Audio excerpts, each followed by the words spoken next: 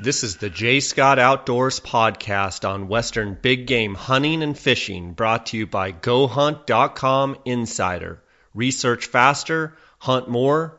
Go to GoHunt.com/insider and use the J. Scott promo code when signing up to receive a $50 KUIU gift card.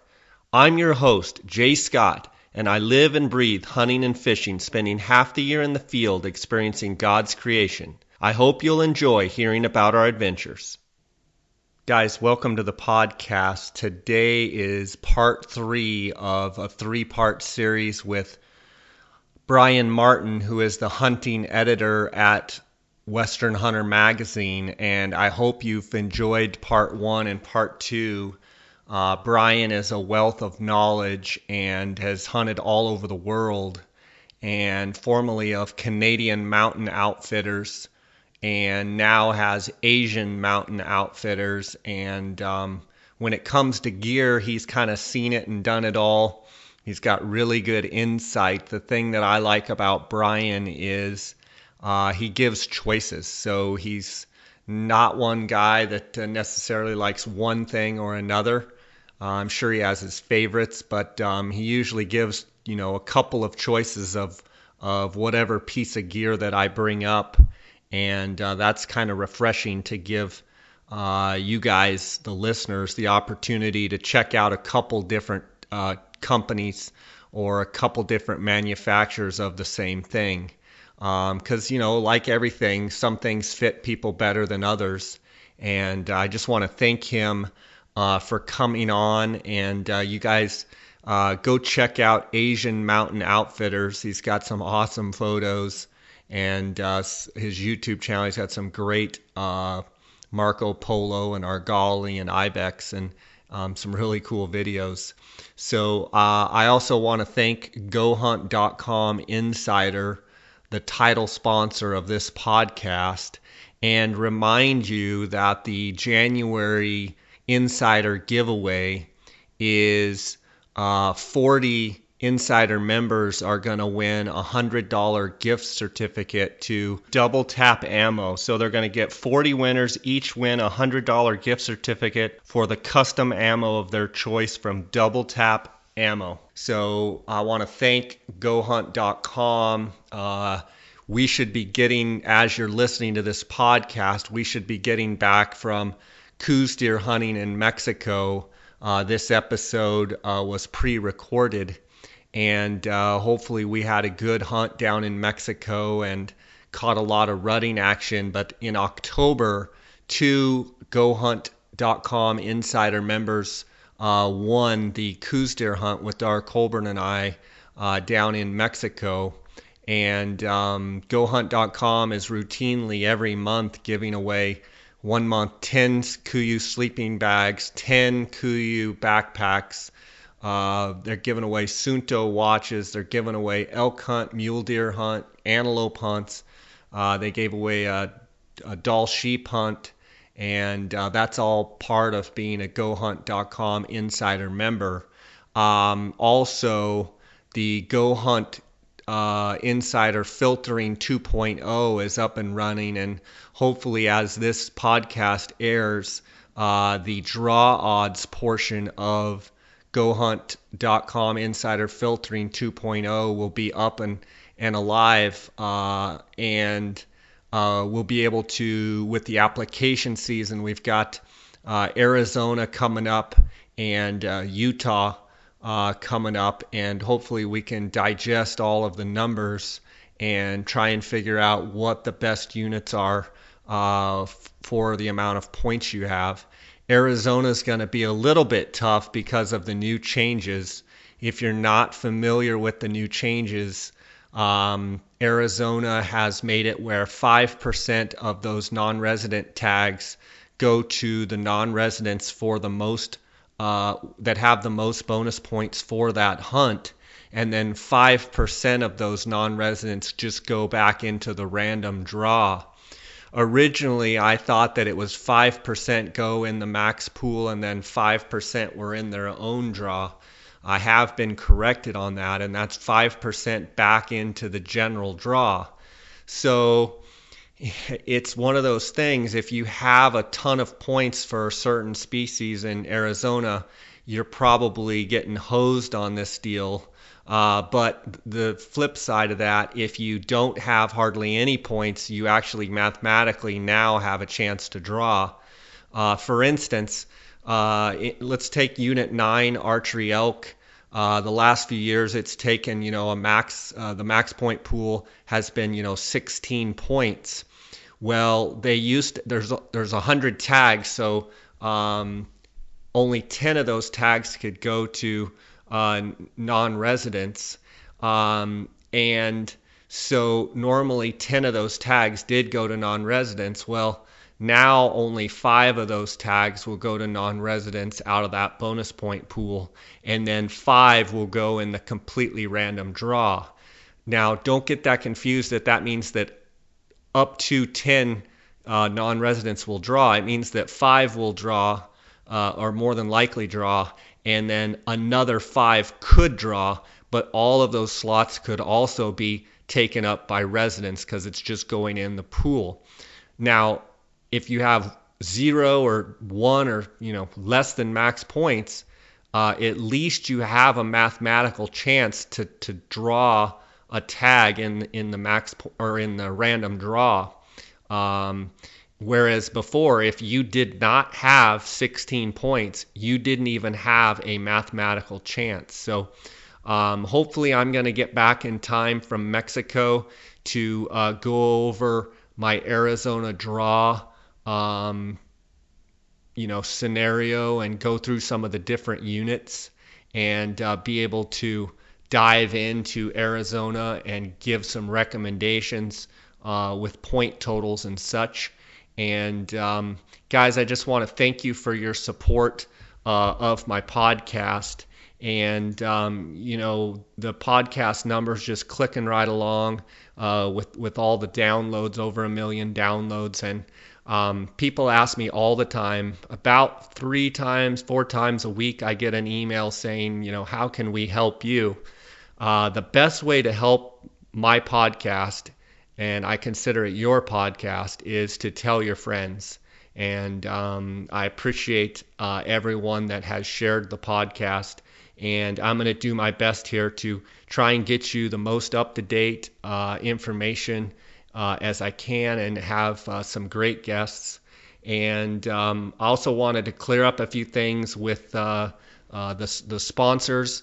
As you know, GoHunt.com Insider, if you sign up for the Insider to be a member during this application season, this is a great time to use the filtering 2.0 as well as all the other resources within the Insider. If you click on the blue Join Now button, if you use the JScott promo code, that's JScott, all one word, you'll automatically get a $50 KUIU gift card in return. So GoHunt.com is offering a $50 KUIU gift card. Our other sponsors, Phonescope.com, if you use the JScott16 promo code and you will receive a 10% discount on all purchases. Check them out at Phonescope.com. You can also follow along on Instagram at Phonescope. Utah Hydrographics, they're in the water transfer printing service. You can dip rifle stocks, tripods. You could probably stick your 6-year-old kid in there and he'd come out looking like a KUIU Verde pattern. But if you use the JScott, all one word, JScott16 promo code, you can get up to 10% discount. And you can also follow along that on Instagram at Utah Hydrographics. And you can go to their website, utahhydrographics.com. Wilderness Athlete, if you use the JScott, that's all one word, JScott promo code, you get 10% off any order in January 2016. Wilderness Athlete is committed to improving health and quality of life for the outdoor athlete by providing field-tested, scientifically validated nutrition and sports performance product. I've been using Wilderness Athlete for a long time. Dar and I both have. I love the Hydrate and Recover. Also, Western Hunter Magazine and Elk Hunter Magazine They are doing a kind of a giveaway. If you go to westernhunter.net/J or J Scott and you enter your email address for a chance to win a $1,500 credit towards any Swarovski product. So just go to westernhunter.net/J or J Scott, all one word. Enter your email address and you'll get a chance to win a $1,500 credit with a Swarovski product. And then the Outdoorsman's. Outdoorsman's been around since 1982 in Phoenix. It's the shop that I go to get all of my optics. All the staff there are hunters. You can call them on the phone and ask them about any binocular, and they can tell you all the ins and outs about it right on the phone. Their phone number is 1-800-291-8065. If you use the J Scott promo code, you can get a 10% discount on all Outdoorsman's packs and pack accessories up until February 28th. So you can call them on the phone, tell them that you came from the J Scott promo code from the podcast and use the promo code. You can also use it online. Guys, like I said, I love hearing from you. You can email me at jscottoutdoors@gmail.com and send me pictures of your successful hunts, and keep the questions coming. One of these days we're going to sit down and just pile through a bunch of these questions, and I'm going to record it so you guys can hear. I've got a load of questions here from listeners. I try and email back the same day. If I don't, I'm usually on a hunt, so bear with me. But guys, thanks for all the support. You can follow along our adventures on Instagram at JScottOutdoors and my associate Dar Colburn at Dar Colburn, Facebook page, and our YouTube channel, J Scott Outdoors, and on our blog, jscottoutdoors.com. Also, colburn&scottoutfitters.com. We're probably going to be updating a bunch of Coues deer, hopefully a bunch of giant bucks from our trip in Mexico on colburn&scottoutfitters.com. Guys, thanks for your support, and let's get right to the part 3 of 3 episode with the hunting editor from Western Hunter Magazine and Asian Mountain Outfitters, Bryan Martin. Have you guys heard about PhoneScope? PhoneScope is a privately held company that makes custom-molded, precisely engineered smartphone digiscoping adapters.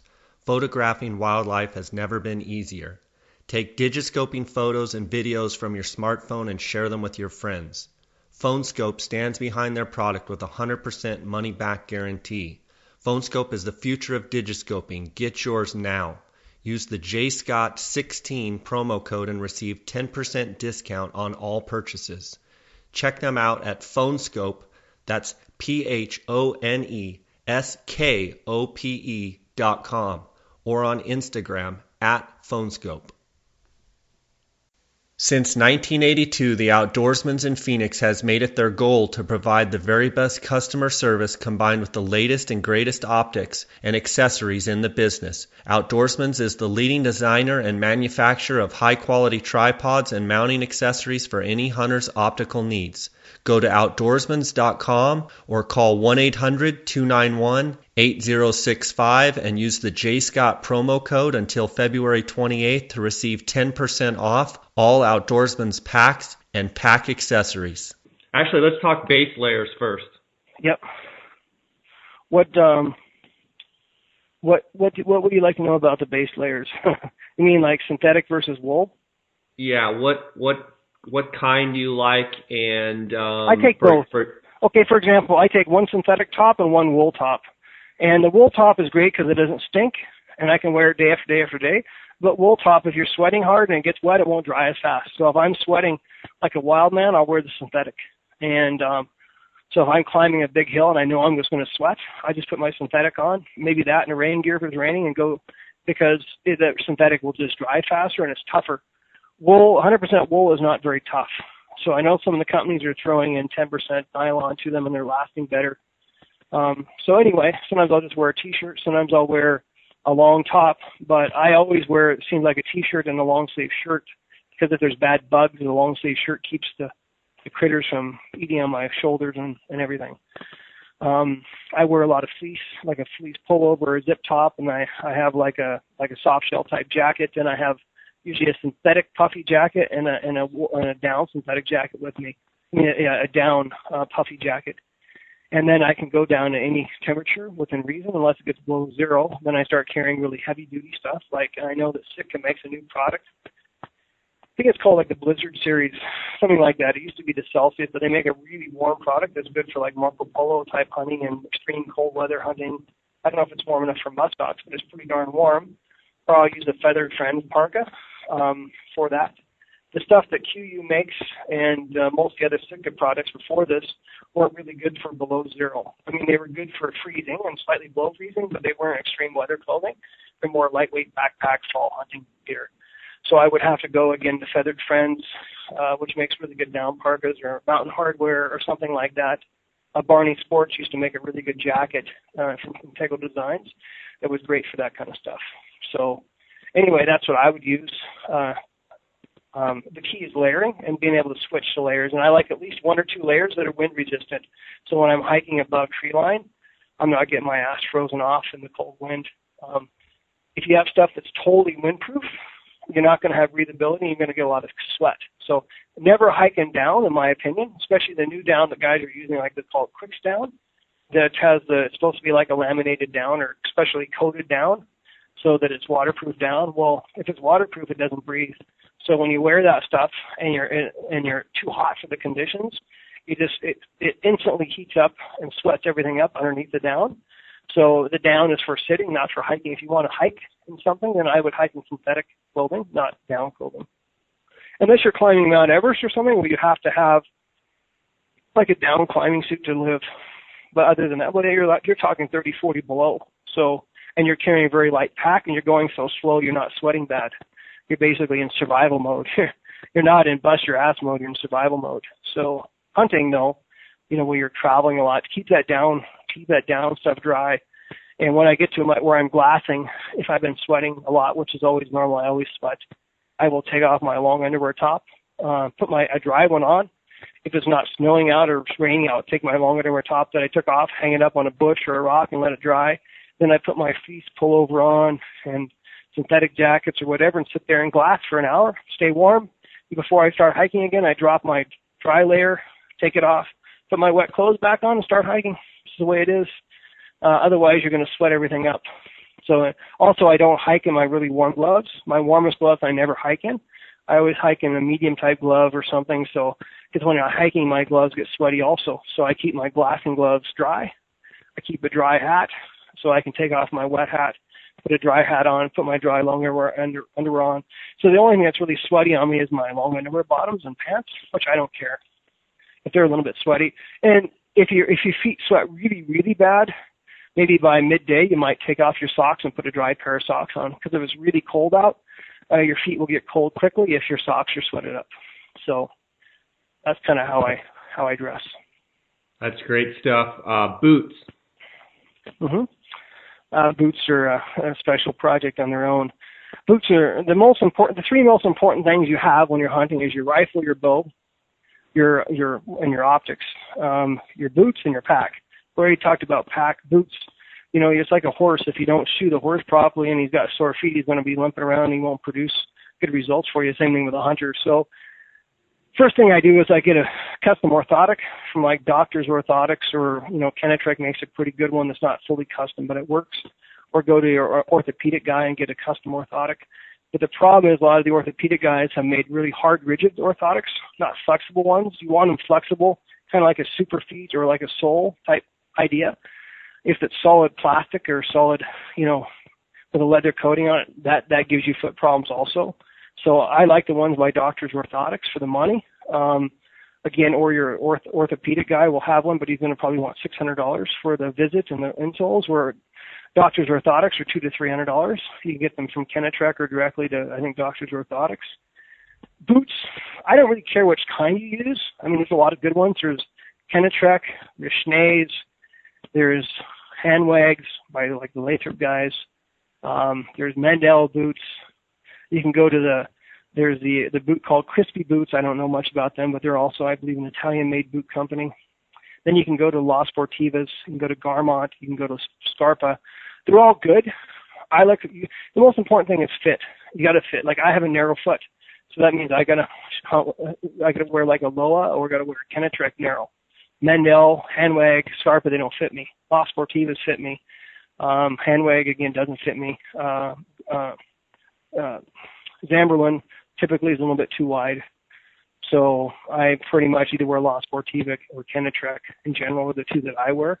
I'm friends with the guys who wear Kenetrek, and I've known them since they started the company, and I try and support them, but they also make a great boot. I wear them because they work for me. They make one with the ankle support in it too. They make a guide boot that has a stiffer sole in it, and they make a standard boot, and then they make a rubber bottom pack boot. Now, if I'm going extreme weather conditions and I need a lot of support, I'll go with the La Sportiva double boot called the Spantic. It's a leather synthetic combo, $700 boot. And if I got to go in sub-zero temperatures and need ankle support and foot support, I'll go with that. Crampon compatible. You can step on crampons and walk up the side of an ice field with them. If I don't need ankle support and I want warm feet in cold weather, I'll go with the Kenetrek. I think it's called the Kenetrek Northern, or Schnees makes the Canadian version. It's called the Canada boot. And it's like a 13-inch tall leather upper, rubber bottom, removable insole, removable foot booty, leather booty you can take out and dry. But the nice thing about the double boots or the Kenetrek boots that have the removable wool liner is you can take the thing out at night and put it in your tent, inside your sleeping bag, whatever, by the stove, and you can dry them. I mean, you get a Gore-Tex insulated boot, and you wear it day after day after day.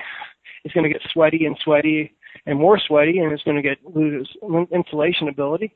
And so at least at night, you should take at least your insole out and put it inside your sleeping bag or by the stove if you have one. Just don't try and dry out the boots too quick by the heat. You dry them out too quickly, it can shrink the boot. It can damage the rubber and the glue and the leather. So guys will ruin a lot of boots trying to over dry them. So if you go on a hunting trip and you can take 2 pairs of boots, I'll tell you, guys, take 2 pairs of boots and rotate them if you don't have a way to dry them. If you're on a backpack hunt, you don't have a choice. So some guys will take like the Crocs, or some type of an aqua sock, and wear those around at camp, or when they're out glassing, and take their boots off, let them air out as much as they can during the day in the wind, so they don't get as stinky and sweaty. But you really got to wash your feet. And sometimes if I have skinny feet, which I do, and a boot doesn't fit me, I will put an extra insole in, like a flat insole, in conjunction with the custom orthotic to take up some of the room in the boot. And it will also help with warmth because it puts another layer of insulation between me and the ground. As far as temperature reading goes, most of your northern Canada type hunting, if you're not hunting in October, a 400 gram insulated boot is fine, 200 gram. You can go non-insulated in July or early August. You're hunting Marco Polo sheep, ibex cold weather after the middle of October. I recommend Kenetrek's 1,000 gram, or Mendel makes 800 grams insulate. You can get to Cabela's. One of those two are good.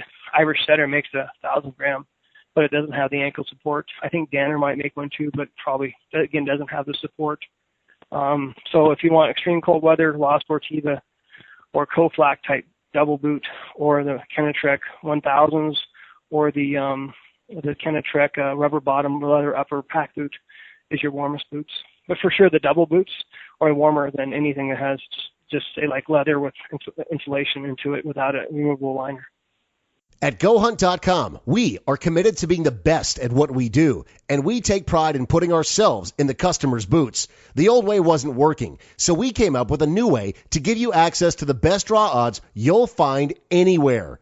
Our dedicated team of data scientists and hunters have gathered information from all over the western United States to provide you with the most accurate odds ever. Select a state, the species you're looking to hunt, the season you're looking to hunt, and even compare the probability of drawing to other units. You'll be given the most reliable draw odds in the industry, period. So don't let your boots get stuck in the mud. There's a new way of doing things. Visit GoHunt.com/insider and join the movement. Use the J. Scott promo code when signing up and receive a $50 KUIU gift card. Wilderness Athlete is committed to improving the health and quality of life for the outdoor athlete by providing field-tested, scientifically validated nutrition and sports performance product formulations. Check them out at wildernessathlete.com and use the JScott promo code to receive 10% off any order in January 2016. Binoculars and range-finding binoculars or standard standalone rangefinders? Well, that's an easy question. If you're, in my opinion, I recommend 100% the range-finding binoculars for rifle hunters and for guides. Now, if you're bow hunting, I still think a rangefinder is nice because it's smaller and you can hold it in your hand. And, it doesn't hurt. You can have a range-finding binocular also. But I like the rangefinder in my hand better than holding it in a big binocular as a bow hunter, because you're typically using one hand and you're trying to be sneaky and quiet, and a binocular is just cumbersome. But for a rifle hunter, guide, range-finding binoculars are the way to go. I mean, if you already have a $2,000 pair of binoculars and you don't want to buy a range-finding one, then buy a good, like a Leica or something like that. I mean, I know all the companies are always coming out with new models. Most of them are good until you start shooting in snow, until you start shooting in extreme ranges. So out to 400 yards without snow, almost all of them work fine. Do some reader reviews and see what's going on. I mean, it's hard to beat a Leica rangefinder. I have Swarovski right now. Leica is excellent.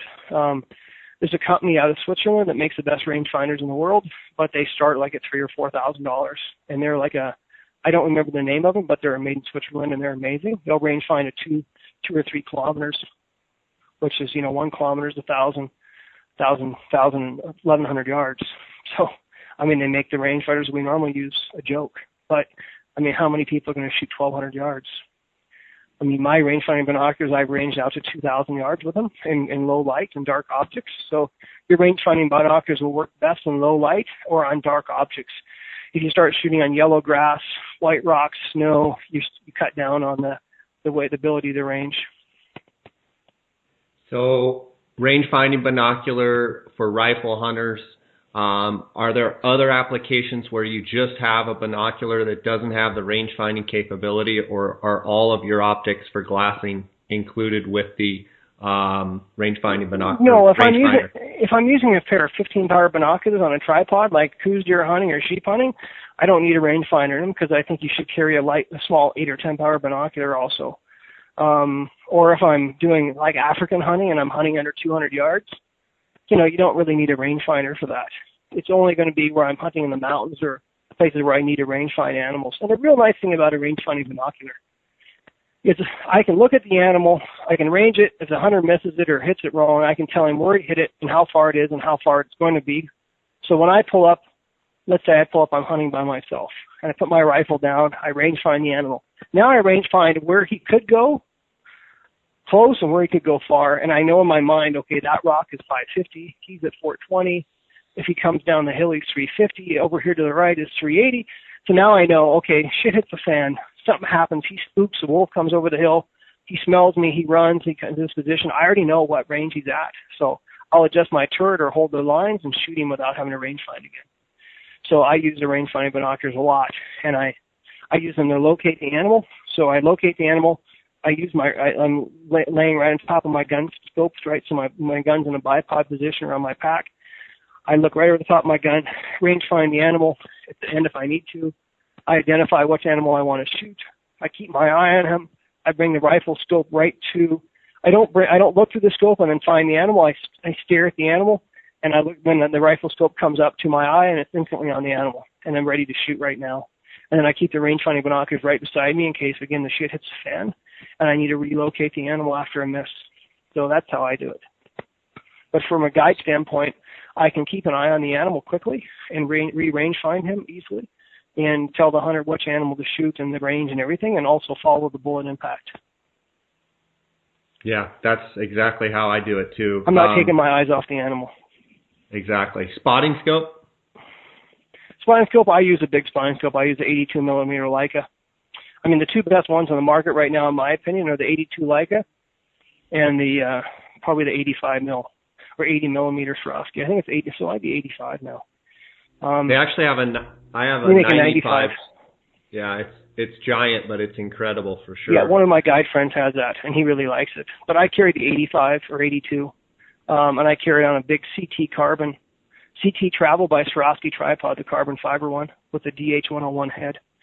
I mean, I like the outdoorsman's heads in the products, but I prefer the little bit bigger one for what I do. I like a full-length standing one, and the carbon. My whole system is about 9 3/4 pounds, and I carry that almost everywhere, depending.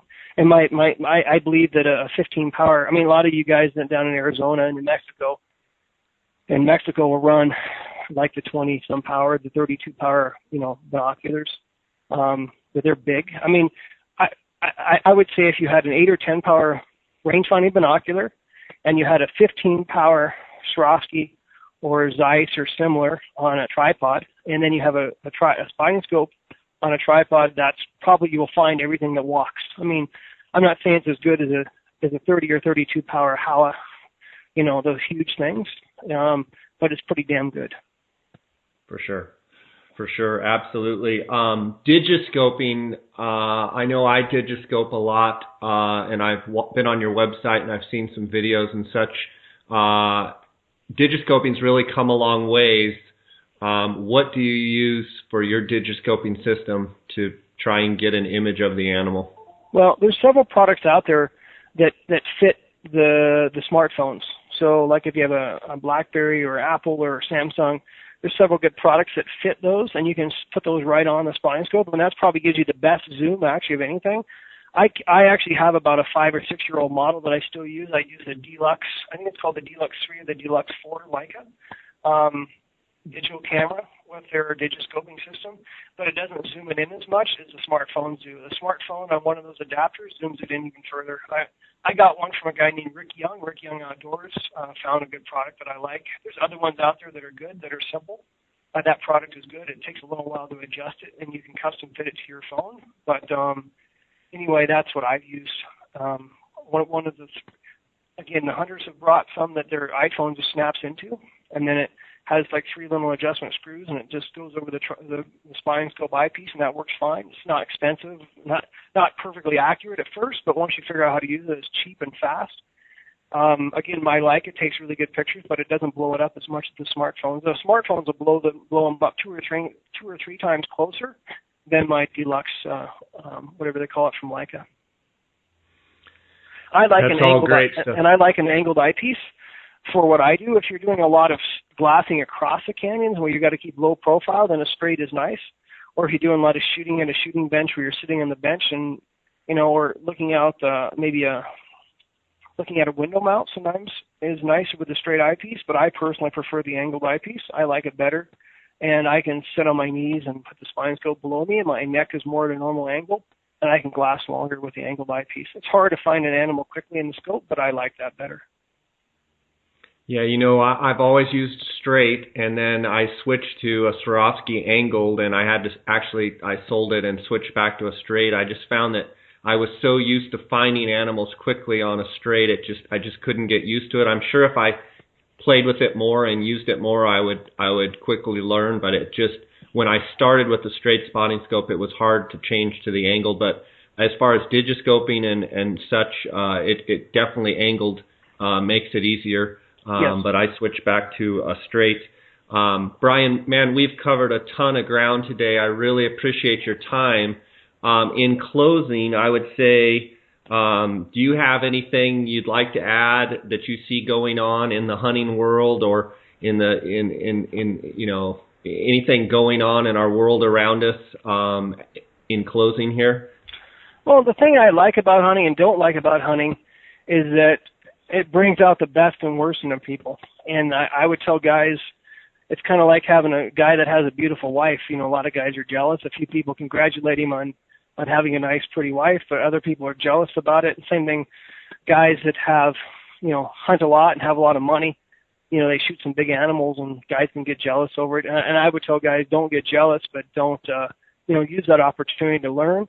And sometimes the guys with the biggest animals aren't necessarily the best hunters. It's just that's what they focus in on, shooting big animals. They hire guides to do it. And And you got to hunt big areas. If you want to shoot big animals, you got to hunt where big animals live, and you got to be willing to go home without animals. So it's all about the attitude. I talked about physical fitness and shooting ability for a client, but really the number one thing I look for in a client is good attitude. If their attitude is shit and they're bitching and complaining, I don't care how good he can hike or how good he can shoot, he's still a problem client. And when something goes wrong on a hunt, instead of being a problem, I tell hunters to be part of the solution. Learn as many skills as you can to be helpful. If you go on unguided hunts in Asia, and that means learning how to cape an animal properly, skin the nose and ears and eyes and help flesh it, and make sure it gets salted properly, and just be helpful around camp and not be, don't have people treat you like their personal servant. But in general, hunting is great. A lot of people don't understand hunting. A lot of people around the world think hunting's bad, and, the Cecil incident and everything doesn't help. But Wilderness Athlete is committed to improving the health and quality of life for the outdoor athlete by providing field-tested, scientifically validated nutrition and sports performance product formulations. Utah Hydrographics is in the water transfer printing service, and they are open to whatever you can dream up. Choose from a wide range of camo patterns, designs, and colors. Whether it's guns, bows, tools, rifle stocks, vehicles, steering wheels, fenders, dashboards, paint guns, fishing rods, cups, tripods, watches, knife grips, helmets for a local sports team or for your motorcycle, picture frames, mailbox, animal skulls, you name it, they can probably do it. Utah Hydrographics loves taking things that are general looking and turns them into something that looks fantastic and eye-popping. Give them a call and see what they can do for you and receive up to a 10% discount by using the JScott16 promo code. Visit them at utahhydrographics.com or on Instagram at Utah Hydrographics. Check them out at wildernessathlete.com and use the JScott promo code to receive 10% off any order in January 2016. It's hard to explain to somebody about hunting if they've never done it. It's like trying to explain to somebody what sex is like if they've never experienced it, or it's what it's like to drive a Formula car at 200 miles an hour if they've only driven a Volkswagen. It's a totally different level of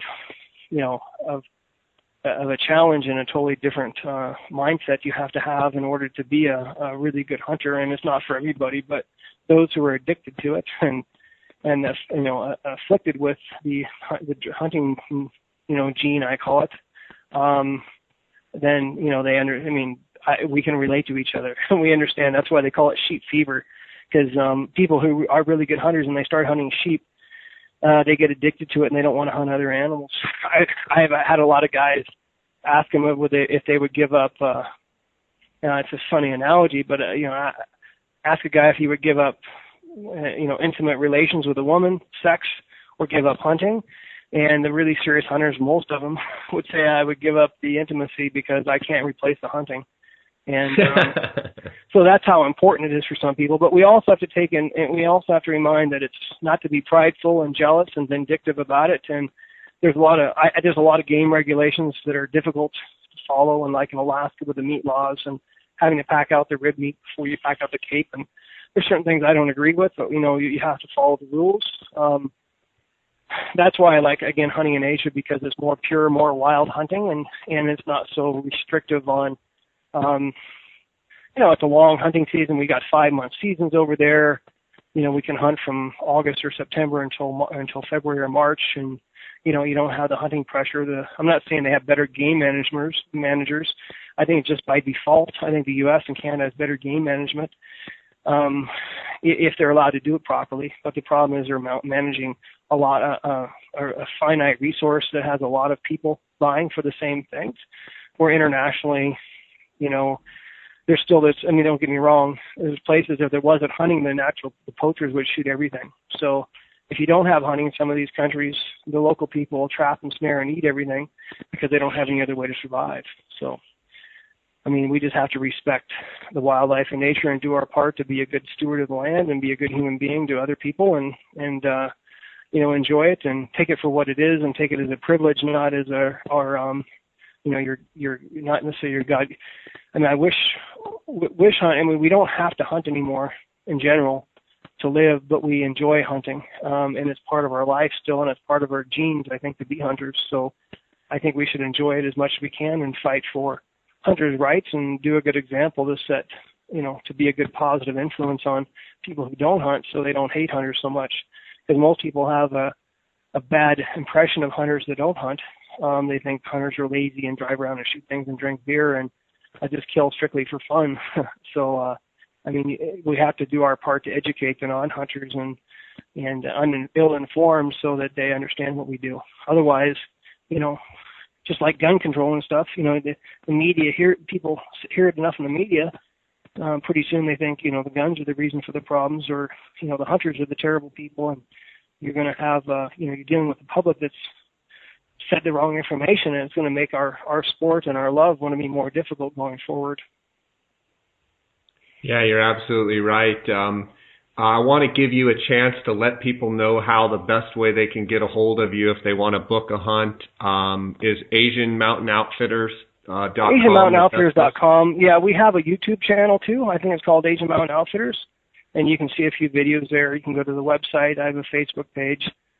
My contact information is there. I'm still very much a hands-on guy. I have one office manager that helps me, but I still do a lot of the work myself, a lot of the booking and the calling. And I think this year I've been in 5 countries plus Alaska and Canada, for hunting and for guiding and outfitting, which is quite a few. So I try and stay on top of what I'm sending hunters on so I can educate them and inform them the tips and tricks for hunting. Because, again, I don't want to or can't be on every single hunter's hunt, but at least I can give them information. And so when they do go on a hunt, they're informed and know what they're getting into. Absolutely. Absolutely. Well, I really appreciate all your time, and I always value reading your articles over the years in the magazines, and wish you the best of success here in the future. What shows will you be attending so maybe the listeners will have a chance to look you up at certain shows this show season? I'll be at the Grand Slam show in Las Vegas. I'll be at the Wild Sheep show in Reno. Those are both in February. I'll be at the Dallas Safari Club show, and I'll be working in a booth with some of my partners from Turkey. It's called Wild Hunting Agency from Turkey. And also at Safari Club, I'll be working in their booth, Wild Hunting Agency, because we can help cover for each other. I send them quite a few clients, and they're young and ambitious, and I like working with them. My sister will be at Dallas Safari Club. Her name is Amy, and she has a company called Pro Hunt Concierge Service. And one of the other things I do for a few of my select clients is I call it the value-added booking agency or consulting service. I don't book hunts really for people in the, like for outfitters in the, like on commissions in the lower 48 or Alaska. But what I do is I have a few clients that they want me to kind of hand-pick their hunts for them and give them a 3 to 5 year hunting plan. So guys, they're working on the North American 29 or their Super Slam, or they just want to go on good hunts around the world. I'm not a big collector. I mean, most of my clients aren't like what they call collectors. They don't have like a huge checklist of 100 animals they want to hunt in the next 10 years, but most of them want really good hunts that are enjoyable and challenging. And so that's what I do. So guys will pay me to find them the best hunts, and then that way we can book anywhere, any outfit or any agent, and they don't have to worry about. They don't have to worry about my commissions. I'm not chasing commissions. I think the booking agent model, chasing commissions, is not always the best representation for the hunter, because a lot of the outfitters won't pay commissions, or they only have a very small quota that they don't have enough animals to work with agents on. And I can still send hunters to those places. I just put the two guys together and help them pick the dates and say this is what they should do, and then the hunter pays the outfitter directly, and then he pays me once a year or twice a year for my services.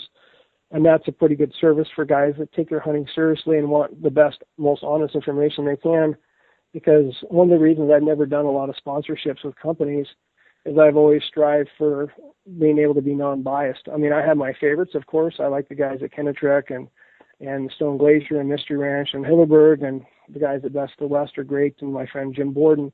These are all great guys, but I also don't want to have to tell a guy, well, if you only hunt it, you can only hunt with this pack. It's the only pack you should buy.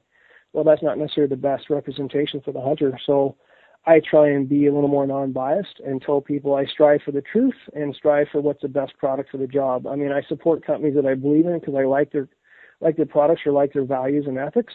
but doesn't mean I want to tell everybody they have to buy this boot. If it doesn't fit them, then go buy another one. Here's other ones that do. And so that's what I try and do, is really pick out the products and stuff within the industry that work for a wide variety of people. And so I can, refer people to certain things that are going to work for them, not just for me.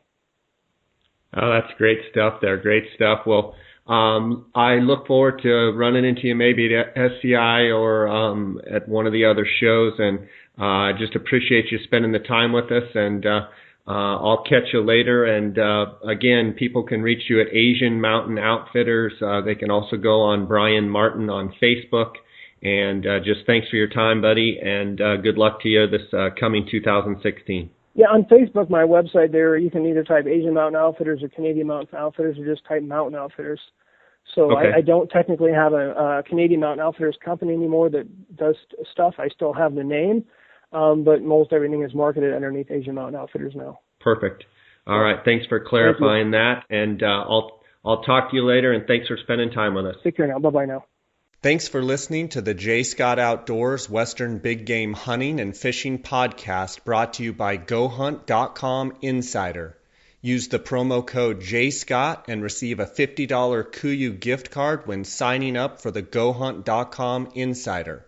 Research faster, hunt more. Go to GoHunt.com Insider and join today.